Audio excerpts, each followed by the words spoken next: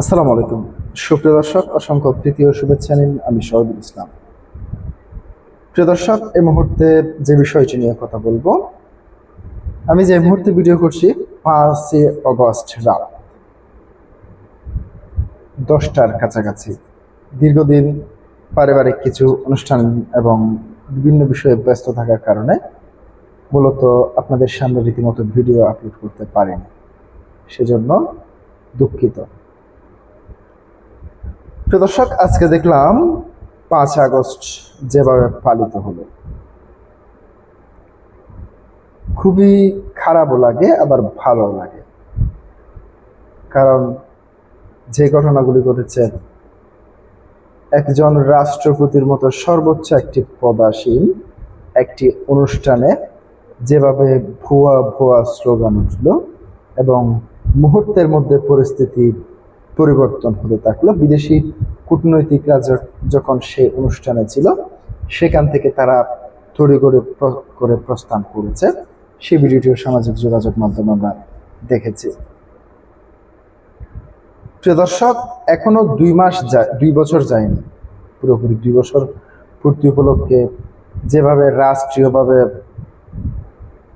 প্রধানমন্ত্রী এবং রাষ্ট্রপতির পক্ষ থেকে জুলাই গণ অভ্যুত্থান উপলক্ষে বিভিন্ন আয়োজন, পুরো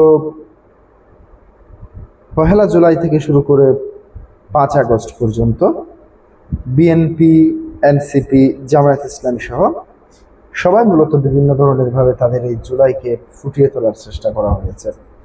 যতটুকুই না আলোচনা হয়েছে, তার চেয়ে বেশি হয়েছে সমালোচনায়। আমরা দেখতে পেয়েছি এক পর্যায়ে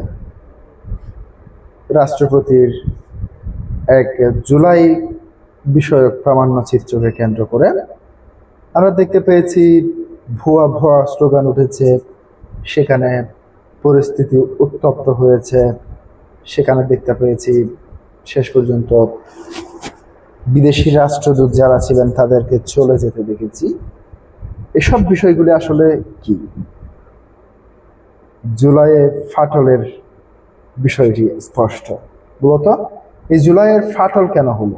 এই জুলাইয়ে ফাটল হওয়ার একটাই কারণ সেটি হচ্ছে জুলাইয়ের যে ক্রেডিট, প্রত্যেক দল এই জুলাইয়ের ক্রেডিট নিতে চায়। জামায়াত ইসলামীও নিতে চায়, বিএনপিও নিতে চায়, আবার এনসিপিও নিতে চায়। আসলে জুলাই কার? এবার সে বিষয়টি নিয়ে স্বরাষ্ট্রমন্ত্রী সালাউদ্দিন আহমেদ কি বক্তব্য রেখেছেন সেটি আপনাদের সামনে তুলে ধরছি।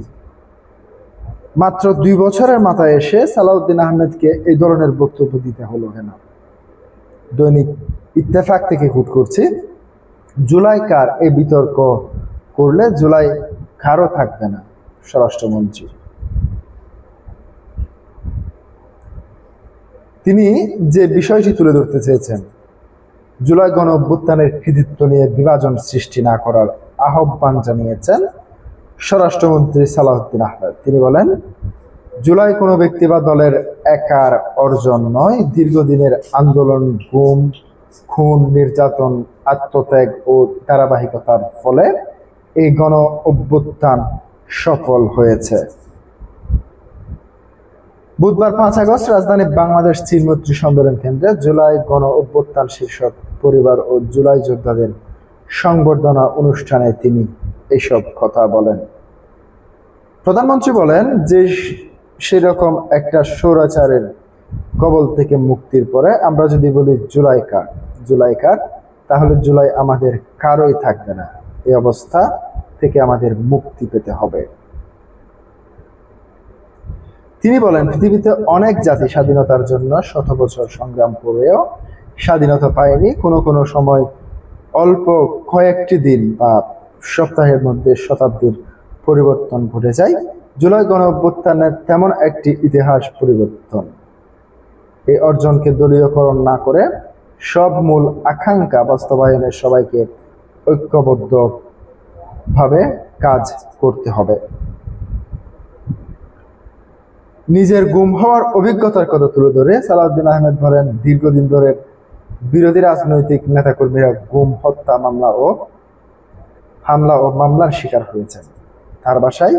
মীর কাসেম আলী তাকে বলেছিলেন দেশে না ফিরলে তার ছেলেকে ধরে নিয়ে যাওয়া হবে। শেষ পর্যন্ত তিনি নিজেও গ্রেপ্তার হন এবং তার ছেলেকেও আটক করা হয়। এই ঘটনাকে তিনি স্বৈরাচারী শাসনের জ্বলন্ত ইতিহাস হিসেবে উল্লেখ করেছেন। রাষ্ট্রপতি বলেন এটি কোনো একদিনের আন্দোলন নয়। 2009 থেকে 2024 সাল পর্যন্ত চলা আন্দোলন সংগ্রামের ধারাবাহিকভাবে বাদ দিয়ে কিছু জুলাইয়ের 36 দিন দেখলে গণঅভ্যুত্থানের পূর্ণ ইতিহাস বোঝা যাবে না। তিনি আরো বলেন, দীর্ঘদিন গণতান্ত্রিক আন্দোলনের পথ রুদ্ধ থাকায় আন্দোলনে রক্তাক্ত হয়ে উঠেছে। বিএনপি, ছাত্রদল, যুবদল সহ রাজনৈতিক দলের নেতাকর্মী এবং অসংখ্য পরিবার এ সময়ে ক্ষতির মুখে পড়ে। স্বরাষ্ট্রমন্ত্রী বলেন, ইতিমধ্যে ইলিয়াস আলীর মতো অনেকে গুম হয়ে আর ফেরেননি। এসব ত্যাগ বাদ দিয়ে শুধু জুলাইয়ের 36 দিনকে দেখলে আন্দোলনের প্রকৃত ইতিহাস জানা যাবে না। তিনি বলেন, কোনো আন্দোলন অহিংস বা সহিংস হবে তা সাধারণ মানুষ বা কোনো ব্যক্তি ঠিক করে না। আন্দোলনকে যখন নিয়মতান্ত্রিক ও গণতান্ত্রিক পথে চলতে দেওয়া হয় না, তখন সেটি সহিংস রক্তাক্ত হয়ে ওঠে। বাংলাদেশেও দীর্ঘদিনের দমন পীড়নের কারণে জুলাই আন্দোলনের রক্তাক্ত হয়েছে। তিনি বিএনপির চেয়ারপারসনের খালেদা জিয়ার দীর্ঘ রাজনৈতিক সংগ্রাম ও ত্যাগের কথা উল্লেখ করেন। তিনি বলেন, 2009-2024 সাল পর্যন্ত ফ্যাসিবাদী আন্দোলনের ধারাবাহিকতায় খালেদা জিয়া ত্যাগ স্বীকার করেছেন, সন্তান হারিয়েছেন এবং চিকিৎসার সুযোগ না নিয়ে আপসহীন অবস্থানে থেকেছেন। জুলাই জাতীয় সনদের প্রতি অঙ্গীকার বাস্তবায়নের প্রতিশ্রুতি নিয়ে স্বরাষ্ট্রমন্ত্রী প্রয়োজনীয় সংস্কার কার্যকর করতে দীর্ঘদিন সংবিধান সংশোধন জরুরি এবং এই লক্ষ্যে রাজনৈতিক দলগুলোর ঐক্যমত্য প্রয়োজন এবং সংশোধন প্রক্রিয়ায় সবাইকে অংশ নেওয়ার আহ্বান জানান তিনি। স্বরাষ্ট্রমন্ত্রী বলেন, সংস্কার পরিষদ বা জাতীয় সংস্কার দিবস পরিষদ নাম না যাই দেওয়া হোক, বাস্তবে সংস্কার কার্যকর করতে হলে সংবিধান সংশোধন করতে হবে। সংসদের সংশোধনী গ্রহণের মাধ্যমে সংস্কারের বাস্তবায়ন সম্ভব। প্রতিটি সংশোধনী এক একটি সংস্কার। প্রিয় দর্শক, আজকে পর্যন্তই। আসসালামু আলাইকুম।